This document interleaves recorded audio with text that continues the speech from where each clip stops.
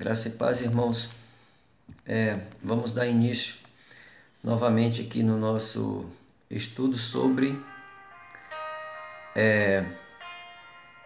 a saída de Israel do Egito e a saída da igreja da terra. Então a gente falou sobre a abertura da Copa do Mundo. Lá na abertura você vai ver lá o dragão vermelho, vai ver lá também os cavalos vermelhos. Você vai no Apocalipse, no capítulo 12, no verso 3 e 4, que você vai ver lá o dragão vermelho. Lá do verso 7 para frente também do Apocalipse 12, você vai ver quem é o dragão na Bíblia. Também no capítulo 6 de Apocalipse, acho que no verso 3, fala o terceiro cavalo, fala do cavalo vermelho. Então, o começo do nosso estudo eu falei sobre isso. Se você está vendo essa parte, porque eu gravo os vídeos até 15 minutos, mas aí eu coloco parte 2, 3, 4, né? Parte 1, 2, 3, 4. Para que não fique também vídeos muito longos. Então, se você ver lá, eu não botei lá a primeira parte, né? Mas o que não tem lá já é a primeira parte. Aí vem segunda parte, terceira parte. Então, você vai ver lá que eu falo sobre isso. E também a gente vai ver aqui o simbolismo dessas coisas, quem era esse dragão vermelho lá em Êxodo, antes de Israel sair do Egito. Então no Apocalipse 6, no verso 4, fala do cavalo vermelho, que ali está falando de guerra, né? Aí você vai ver na abertura da Copa do Mundo aí essas coisas, entendeu? E no primeiro vídeo também eu falei lá da experiência que eu tive com o Senhor. Então vamos aqui. Êxodo no capítulo 12, lá no verso 15, a gente vai ler lá esse texto. Por 7 dias comereis pães asmos. Logo ao primeiro dia tirareis o fermento das vossas casas. Porque qualquer que comer pão levedado entre o primeiro e o 7º dia, isso será cortado, né, de Israel. Ou seja, o que ele está falando aqui tem um simbolismo. Você vai lá em Eclesiastes no capítulo 3, fala que as coisas que aconteceu, elas vão se repetir. Eclesiastes no capítulo 1, no verso 9 e 10, fala a mesma coisa. É um ciclo. As coisas se repetem. Deus trabalha dessa forma. Então, esses 7 dias aqui, em Êxodo 15, ele vai apontar, entendeu? Para 70 anos. Porque 70 anos, lembra quando Jesus falou em Mateus 24, falou assim, não passará essa geração sem que essas coisas aconteçam. De que coisas que ele estava falando? Das coisas que vai vir sobre a terra, que tem um paralelo das coisas, né, que vai vir sobre a terra antes do arrebatamento, que tem um paralelo das coisas que aconteceu em Êxodo. Porque muita gente fala, não, mas já está acontecendo várias coisas do mundo. Eu falo, meu irmão, tipo assim, a gente não pode ser neófito na palavra. Vocês não têm noção do que vai acontecer na terra por esses dias, entendeu? Não sou eu que falo, Laércio. Eu sou como igual a qualquer homem, né? O que nós temos que fazer é amar a Deus, amar o próximo e a cada dia santificar a nossa vida, né? Que a misericórdia do Senhor é a causa de não sermos consumidos. Isso é o que diz a palavra de Deus. Então, o que está na palavra de Deus vai acontecer. Então, se isso aqui que eu estou falando, entendeu? Na hora que acontecer, aí a gente vai crer no que está falando a palavra. E aí, ele lá em Êxodo, quando ele fala 7 dias ali, a representação aos 70 anos, né, de Israel. Ele falou, antes que passe essa geração, não passará essa geração sem que essas coisas aconteçam. Ou seja, você pode dizer assim, mas já completou 70 anos, não, agora dia 14 de maio fez 70 anos, mas ainda está na casa dos 70, só termina os 70 em 2019. Mas quando na verdade 29 de novembro de 2017, entendeu? Foi quando a nação de Israel lá foi feita a assembleia, né? E 14 de maio foi que assinaram lá. Mas eu não quero entrar nesse detalhe não. Então quer dizer, a geração ela não venceu ainda. Então o que acontece? A semelhança das coisas que aconteceu lá em Êxodo, antes de Israel sair do deserto, do Egito, perdão, entendeu? É a semelhança das coisas que vai acontecer agora, antes da saída da igreja da terra, né? Que é o arrebatamento.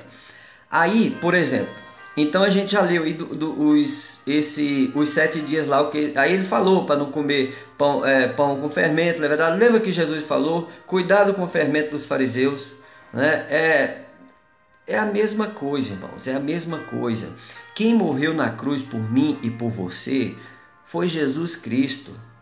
Jesus Cristo de Nazaré, o homem que não tinha pecado, o cordeiro mudo, que foi, para a cruz, sabendo que ali era o propósito de Deus, entendeu, para a vida dele. Então cada um de nós cristãos tem um propósito aqui nessa terra, cada um de nós tem um propósito. Eu não estou falando de religião, entendeu? Qual é a igreja certa? A igreja certa do Senhor, ela não tem nome.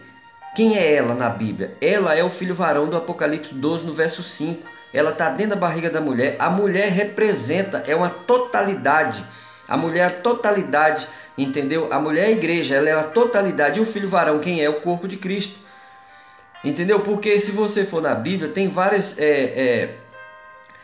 passagens que Jesus fala. Ele fala, existe a noiva, existe o amigo do noivo, existe o filho, existe o servo. Ele fala assim, o servo não fica para sempre em casa, né? Então o servo ali, ele está falando de Israel, porque Israel, ele vai continuar na terra, entendeu? A terra, ela vai continuar, Jesus vai apenas purificar ela, entendeu? As duas testemunhas não são duas pessoas literais, as duas testemunhas vai ser duas entidades que vai estar aqui na terra, entendeu? Porque não estava pronta para ser arrebatada, entendeu? E você pode ver várias fontes. Então, o que eu quero passar para você aqui é o seguinte: se tiver um arrebatamento e você não for, não cai em desespero. É só você não adorar a besta, né? Que fala a besta do Apocalipse, que isso vai ser um homem, um político, e você não pôr a marca, que provavelmente vai ser aí uma tecnologia na mão, na testa. Você não põe, entendeu? E agora, é aquela testemunha, eu falo que a besta vai matar ela, ela vai morrer, as duas testemunhas, entendeu? Então uma testemunha ali, você pode ver que as pessoas que não estavam prontas para subir, não estavam com a vida santificada para subir, entendeu? Elas ficou, mas elas vão ser uma testemunha. Quando, por exemplo, uma pessoa vai casar, não tem que ter duas testemunhas, Deus vai ter duas testemunhas na terra. E a outra são pessoas de Israel, que não creem em Jesus, mas vai crer no dia do arrebatamento. Isso está no capítulo 12, no verso 10, lá do profeta Zacarias. Mas vamos aqui, né? Então, aqui no capítulo 12 ainda de Êxodo, lá no verso 22, olha o que ele fala. Presta atenção agora para vocês verem. Então quer dizer, aqui em Israel aconteceu várias coisas antes de chegar aqui na 10ª praga, né? Aconteceu lá a água tornar em sangue, a saraiva de fogo, né? E se você for nos vídeos passados eu falo sobre isso, que é o paralelismo com o Apocalipse. Então aqui na hora que chegou na 10ª praga, que foi justamente ali, ó, foi justamente quando começou quando foi a 10ª praga, foi a última praga, entendeu? Mas foi antes de Israel sair do Egito, que foi a praga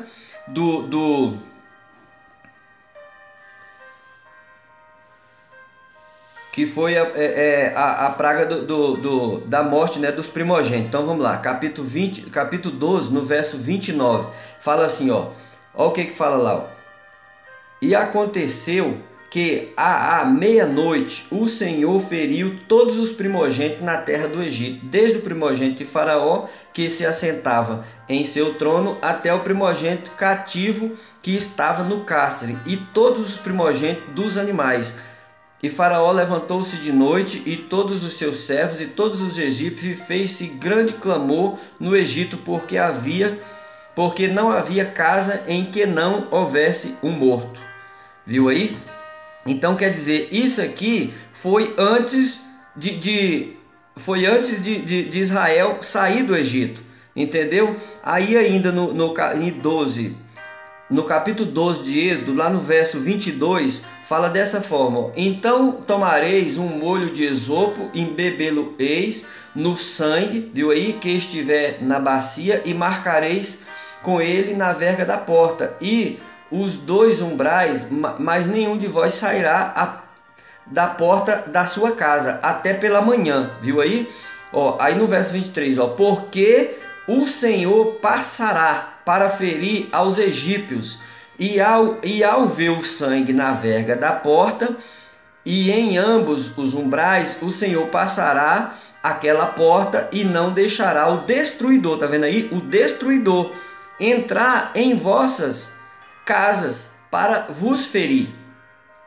Então, irmãos, o que é esse posterior? Fala assim que o Senhor vai passar. Se a gente for lá lá na passagem, lá em 1 Reis, que fala de Elias, também a gente vê lá que fala assim, quando Elias estava dentro da caverna, que veio um fogo, né? O Senhor estava no fogo, mas não era o Senhor. Aí fala assim que veio um terremoto, o Senhor estava no terremoto, mas não era o Senhor. Como é que pode isso? A mesma coisa, que o Senhor passou, entendeu? Mas veio o destruidor. Por quê? Porque é a permissão de Deus. Quem é o destruidor? Lembra do primeiro vídeo que eu falei nesse tema do estudo, lá o dragão que está lá? Por que eles botaram na Copa do Mundo? Vocês acham que esse sistema mundano aí não sabe, irmãos?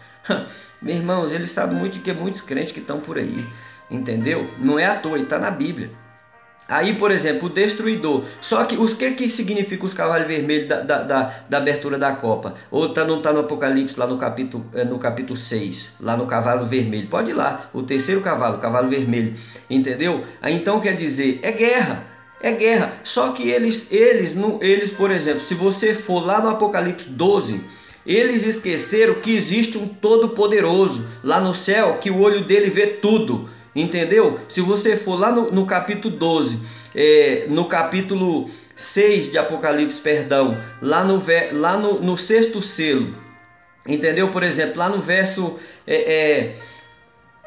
lá no Apocalipse 6, Apocalipse no capítulo 6, no verso, vamos ver, no verso 15. Né? O que fala assim, ó, e os reis da terra, e os grandes, e os chefes militares, e os ricos, e os poderosos, e todo escravo, e todo livre, esconderam nas cavernas, e nas rochas, nas montanhas, e dizia aos montes, e aos rochedos, caí sobre nós, e escondei-nos da face daquele que está sentado sobre o trono, e da ira do Cordeiro, porque é vindo o grande dia da ira deles, e quem poderá subsistir? Viu aí? O dia do Senhor é o dia da ira. Por exemplo, que é meia-noite, quando der meia-noite, lembra aqui que o destruidor passou, foi meia-noite, e foi o Senhor passa, o Senhor estava no meio, porque é a permissão, entendeu? Mas que Deus não destrói ninguém, Ele permite, porque se Ele tirar a mão daqui dessa terra aqui, entendeu? O diabo destrói isso aqui, Ele não deixa, Ele não faz nada sem que Deus deixa. Lembra de Jó?